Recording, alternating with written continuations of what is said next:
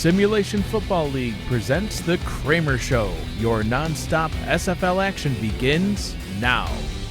Thank you, Mike Daggs, for another lovely introduction. This is The Kramer Show. We are back. I'm going to do a tiny little recap of what happened on week 4? Yeah, we're on the 5th week of the season. It's going by really quickly. But a quick little recap that we have right now. Starting off, Queen City defeated Arizona 20-9. As you see this image pop up on the screen. We got Las Vegas 37 to Denver 14. Tulsa Desperados defeated the Houston Hyenas 24-17. Florida Storm gave the Storm to the Seattle Tyrants 31-3.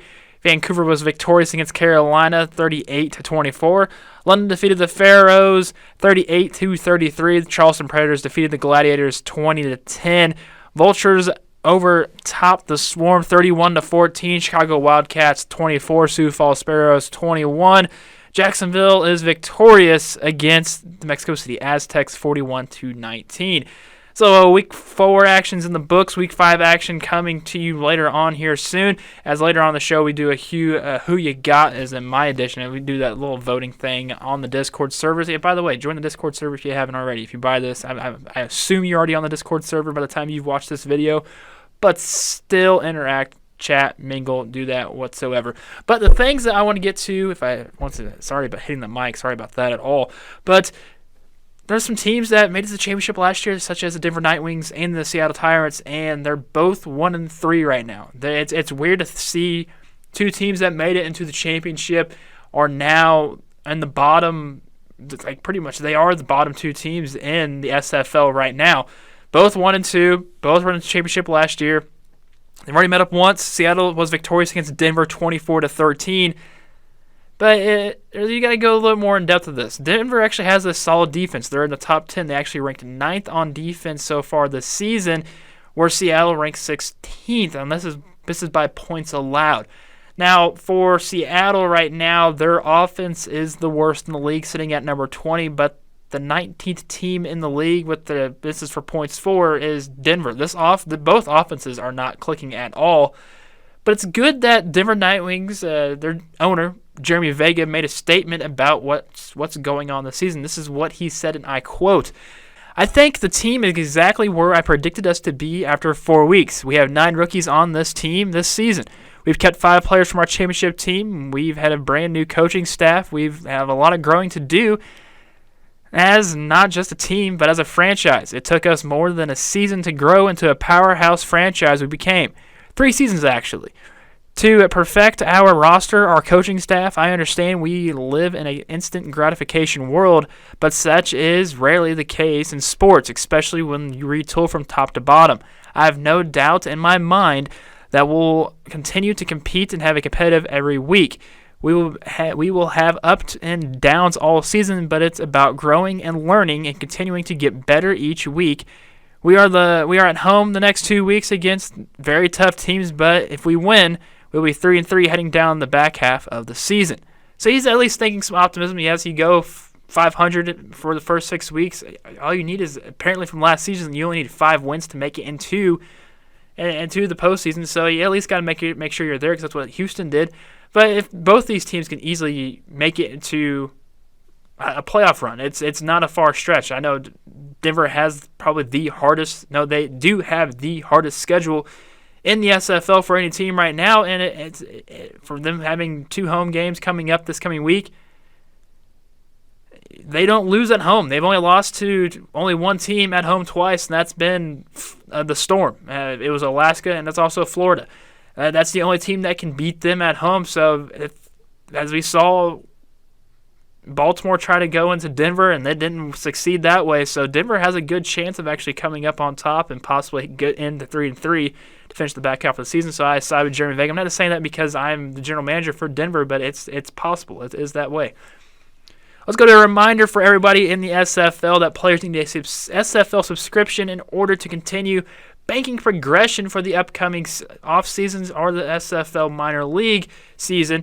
If you have an X under your rookie check-ins, you're probably wondering why, and that's because you have to verify that you have a subscription. They've been checking. They know if you do or do not have a subscription, because even if you go to your name on the Discord channel, you click on it, and it shows that it's all it is a rookie thing. It doesn't have anything else. You can tell people where people have paid. There's always that 12-6, the 1 month, and it all goes down from variance from pro to rookie. So we can tell that who's paid and who hasn't. So if you got that X by your rookie check-ins, that's why. That is why. And remember, rookie check-ins start on Tuesday morning at 12 a.m. Central Time, and it ends at 11:59 Central Time on Wednesday, the following day. So you at least you don't have 48 hours exactly. Well, you have about 49 hours and 59 minutes to get it done, or if it gets all the way down to 59. So you get the gist of when you need to progress.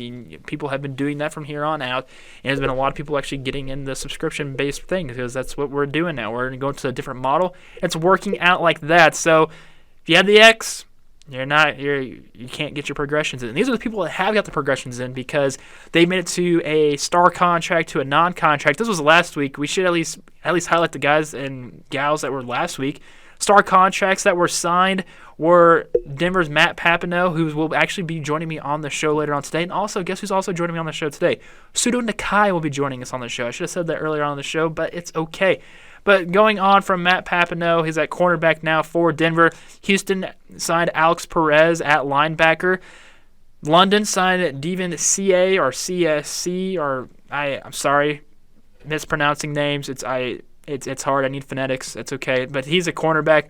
Queen City has signed Anae Ferris at cornerback. The non-contracts last week were Carolina signed Kathleen Horrell. Chicago signed wide receiver Liam Hammer. Denver signed fullback Ezekiel Love.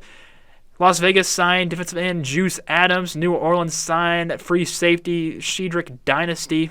Perfect last name. I like that. It's Shedrick Dynasty. Perfect last name. Queen City signed left linebacker Albert Began. But there was also some contracts that were signed this week, and by the time I'm recording this, yes, this is going out the same day, so I at least know what's going on and what's happened, because star contracts this week were from Sioux Falls. They signed wide receiver Gunnar Lewis. So Gunnar Lewis, welcome into the SFL as a contracted player.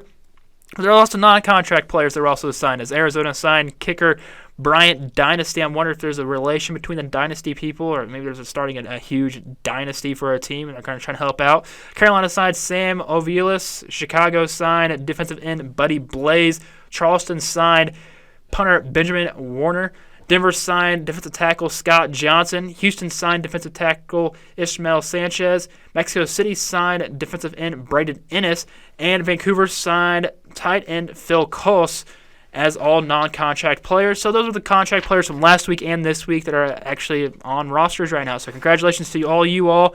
And it's good because you at least reached out to owners. And that's what you should do. If you're new, reach out to owners and general managers, or even just anybody right now that's in the SFL, because they will point you to the right direction.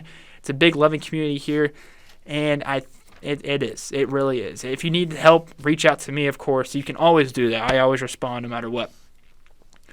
So we have some opening spots filled that need to be filled, I should say. And that's like, if you want to look right now, go to your player openings in Discord, and you have Tulsa. You see that they're needing a star defensive tackle. If you have those banked progressions, plus you have your subscription model, why don't you just reach out there and say, hey, I want to be your defensive tackle? Because I wouldn't be surprised if they were like, okay, the person you need to go out and reach out to is Tulsa's owner for this opening, the star contract opening. There's also more openings around there. London's looking for people, especially a pro kicker, so at least they're looking for a kicker. Charleston's seeking punter and offensive line. I'm guessing that punter got filled from Benjamin Warner, so they're at least looking for offensive linemen right now. So there you go with that. Make sure you reach out to Charleston's GM, Johnny Bravo, for all the information. If you're an offensive lineman or want to be an offensive lineman, reach out to him. Week 4, we had, of course, our awards that we had from Offensive Player of the Week, Special Teams Player of the Week, and Defensive Player of the Week. And, yeah, of course, Offensive Player of the Week, as you see the graphic pop up, it's Robert Redford, 21 carries, 165 yards with 2 touchdowns. Defensive Player of the Week, if you slide Robert out of the way, is Zane Doty. 5 tackles, 2 assists, and 3 interceptions. Let's scoop up into the Special Teams Player of the Week. That's Chase Earl, 5 returns for 187 yards. That included a 99-yard kick return for a touchdown. So Robert Redford, Zane Doty, and Chase Earl, congratulations on your awards. I have to side with the special teams players because, of course, I'm a special teams player myself. So, yes. We're going to take a quick break right now, and we're going to be right back with more of the Kramer Show. Coming up next, it's going to be either Matt Papineau or Suda Nakai, so it's either one of those guys coming up, but there's still going to be more, so stay tuned. We're going to finish some stuff off. I have a little teaser because if you like getting a little, I say a suntan, wearing some Speedos probably, and you want to be by the beach, I'll let you know where the SFL convention's coming up, as this is the Kramer Show.